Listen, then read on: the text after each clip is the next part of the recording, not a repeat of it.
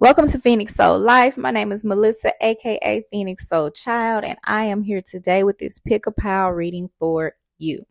Now, I was in the coffee shop a few weeks ago waiting on a client who needed to reschedule. Spirit led me to go ahead and do this pick a pile reading. Now, I did not have my microphone when I was in the coffee shop, so I went ahead, recorded the video for you guys, channeled the message, wrote everything down, and I will be reading that back as I show you the cards that were pulled. I do want to remind you that this pick a pile reading is a collective message, and collective messages are meant to reach a larger group of people at the same time. That means that there will be parts of the message that resonate for you and parts that do not.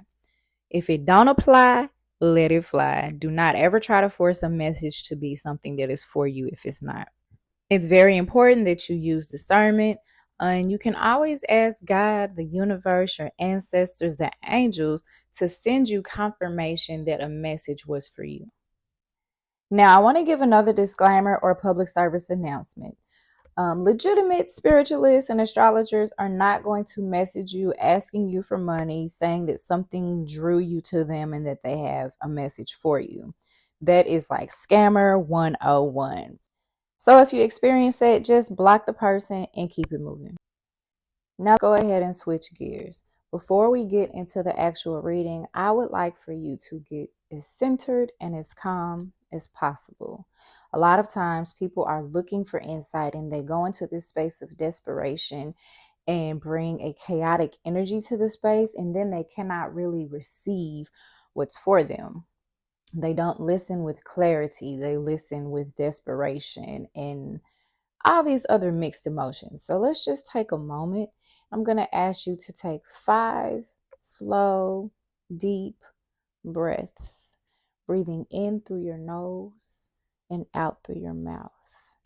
And repeat that 5 times.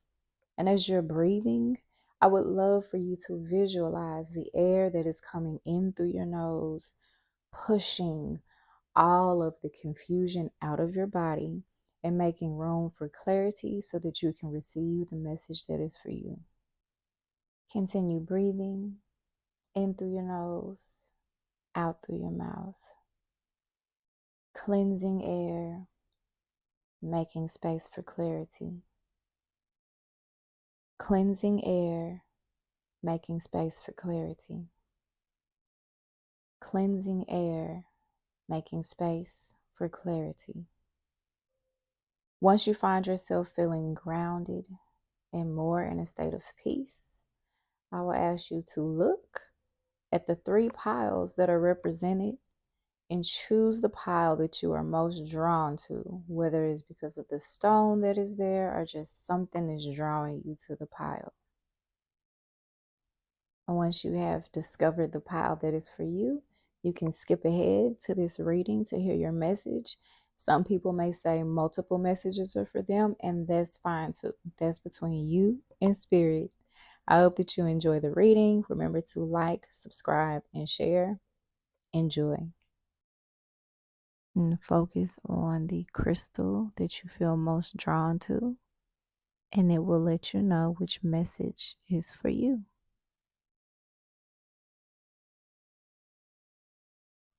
If you chose pile 1, here's your message. It's time to get more honest with yourself so that you can be more honest and vulnerable with other people. When you're better able to see yourself truly, it gets easier to see the bigger picture about where you are and where you're going. We get so focused on soulmates and attracting other people and having this harmony with other folks, and we forget that soulmate energy starts with self. Have you seen yourself fully? Have you fully been with yourself? If you haven't and you don't choose to do that, you will not be able to manifest your true desires, whether that's a relationship or anything else. Manifestation starts with self-reflection. It's also time for you to take action towards the things that have been weighing you down. You have forgotten that there are burdens you do not have to carry. Life is hard enough, so when you can choose ease and lighten your burden, take advantage of the opportunities God or the universe is giving you. You do need community. Stability can come from being connected to people that you know have your back and can be consistent forces in your life. But you need to remember to give as much as you take, and don't forget that stability also starts with you. Where can you stand solid in who you are and make decisions from that point? That's how you anchor yourself. Anchor yourself in pure alignment of who you are called or created to be. Doubling back isn't always bad when it's with yourself. It's time for you to recover the parts of you that you've ignored, hidden, neglected, or rejected, or let other people reject. Who were you before people tried to change you? What lit you up? What activities could you resume that bring you joy? You'll find empowerment by doing so, and it will fortify the way that you'll need to anchor yourself moving forward. Go all in. Pile 1, that concludes your reading.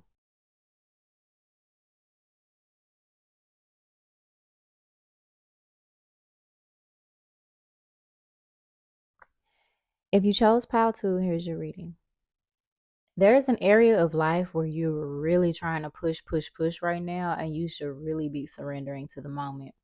You're not powerless, it's just not time to have your foot on the gas. Take a step back to really think, not think, and then just be.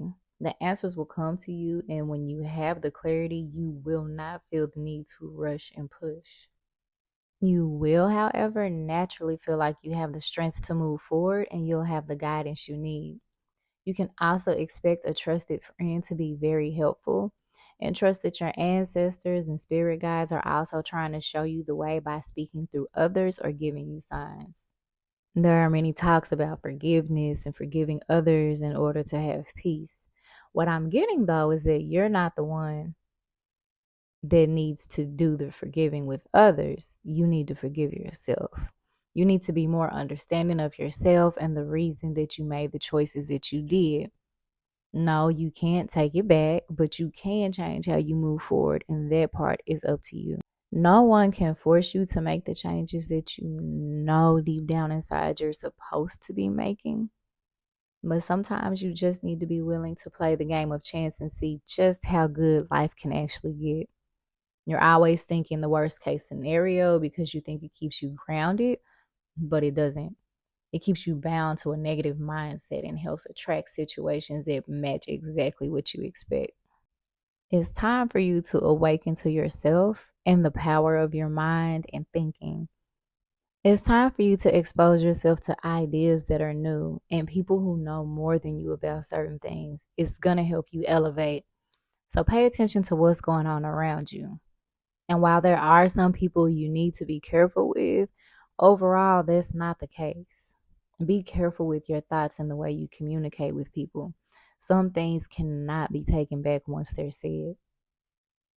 Also, I'm hearing that everyone falls, and it's not how you fall, but how you land and if you can get back up again.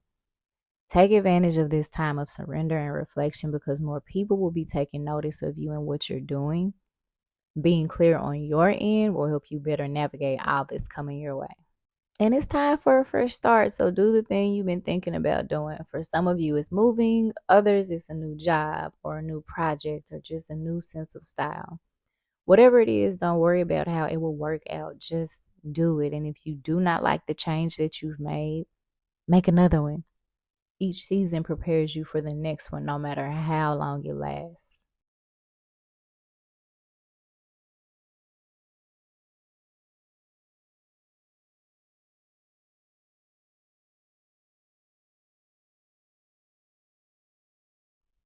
If you chose pile 3, this message is for you. You should embrace your ability to create. Whether you consider yourself to be an artist or not, we're all creators. So, what can you express or create? Creating frees up stagnant energy and helps us achieve a flow state. Once you have the movement going, you'll feel more motivated to boss up and take action the way that's needed. You can't control every aspect of life, but there are areas of life in which your leadership or ability to be assertive and direct is needed. So maybe you need to boss up for yourself. What have you said you were going to do that you haven't taken care of? I see there are things that you're uncertain about and seeking clarity and direction on.